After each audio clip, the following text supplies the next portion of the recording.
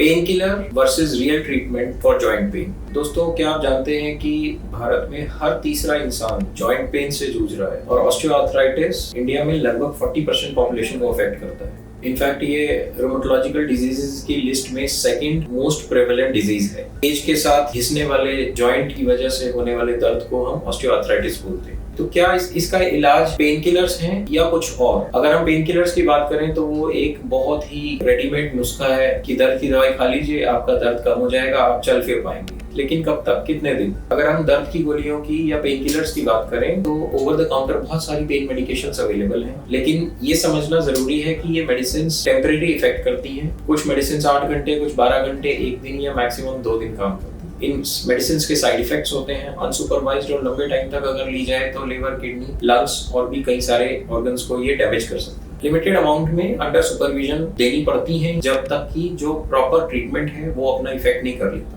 जो proper treatments हैं जिससे कि बेसिक डिजीज को हम चेंज कर सकते हैं वो दरअसल स्लो होते हैं और उनको सस्टेन टाइम तक, लंबे टाइम तक करना होता है for them to show their effect. ज्यादातर लोगों में ये ट्रीटमेंट्स इसलिए फेल करते हैं क्योंकि लोग या तो प्रॉपर तरीके से उसको करते नहीं है या कंसिस्टेंटली लंबे टाइम तक नहीं करते। थोड़ी देर किया, इफेक्ट आ गया, फायदा हो गया, फिर छोड़ देते। आइए जानते हैं इन ट्रीटमेंट्स के बारे में। इन ट्रीटमेंट्स में कुछ सब पार्ट्स होते हैं। पहला है फिजिकल थेरेपी। दोस्तों, कोई भी जॉइंट जब आर्थराइटिक होता है यानी कि जॉइंट घिसता है तो लाजमी सी बात है उसके अंदर सूजन आती है, दर्द होता है और स्टिफनेस आती है। इस स्टिफनेस और पेन की वजह से उस जॉइंट की मूवमेंट कम हो जाती है। मूवमेंट कम होने की वजह से आसपास की मांसपेशियां वीक हो जाती हैं। अगर हम इन मांसपेशियों की एक्टिविटी पे काम करें, स्ट्रेंथ पे काम करें, तो लिटरेचर साफ बताता है कि जब मसल्स को हम एक्टिवेट करते हैं तो उन मसल्स में ब्लड फ्लो बढ़ता है और वो ब्लड जो फ्लो बढ़ता है वो जॉइंट की हीलिंग में भी हेल्प करता है। मसल स्ट्रेंथ इंप्रूव होने से जॉइंट स्टेबल होता है, उसकी स्टिफनेस कम होती है, फ्लेक्सिबिलिटी ज्यादा होती है। तो फिजिकल थेरेपी या रूटीन एक्सरसाइजेस बहुत इंपॉर्टेंट है।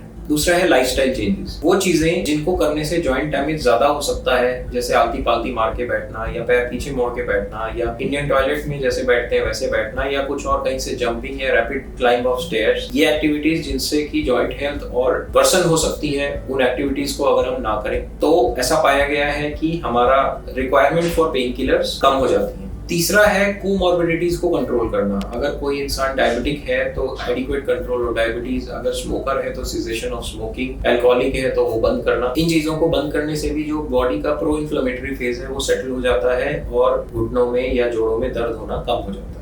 चौथा है यूज ऑफ एड्स। कुछ फिजिकल एड्स जैसे कि वॉकिंग स्टिक या नी कैप्स या लंबोसेक्रल कॉर्सेट अगर कमर में दर्द है टेम्परेरीली कुछ टाइम तक पहना जाए तो वो जॉइंट को सपोर्ट देता है, जिससे कि ऑनगोइंग इंजरी फॉल्ट हो जाती है और कुछ हद तक रिलीफ मिलता है। यहाँ मैं ये भी बताना चाहूंगा कि ये नी कैप्स या लंबोसेक्रल कॉर्सेट्स बहुत ज्यादा लंबे समय तक नहीं पहनने चाहिए क्योंकि लंबे टाइम तक इनको यूज करने से मसल एट्रोफी होती है। लेकिन स्टार्टिंग ऑफ द ट्रीटमेंट जब आप बहुत ज्यादा पेन में हैं and we are still working on the treatment options, तो उस कुछ समय के लिए स्पेशली चैलेंजिंग एक्टिविटीज को करने के समय इन एड्स का सहारा लिया जा सकता है। फोर्थ है कुछ मेडिसिन्स। दोस्तों, ऐसी मेडिसिन्स भी कुछ अवेलेबल हैं जिससे कुछ लिमिटेड अमाउंट तक या कुछ लिमिटेड क्वांटिटी तक हम जॉइंट को रिपेयर कर सकते हैं। अगर बोन एडिमा है या कार्टिलेज लॉस है या मेनिस्कस टियर है तो उनको भी कुछ हद तक एड्रेस किया जा सकता है। ये मेडिसिन्स ओरल फॉर्म में भी हो सकती हैं या इंजेक्शन की फॉर्म में भी दी जा सकती है। और फाइनल है सर्जरी। अगर जॉइंट बहुत ज्यादा खराब हो चुका है, it is beyond repair, then a proper surgery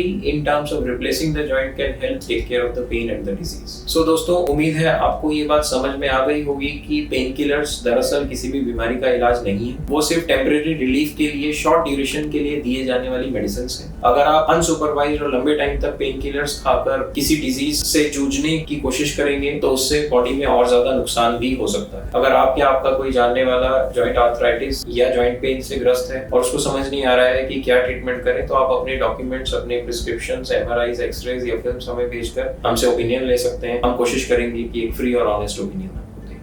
Bono Scare. Let's move.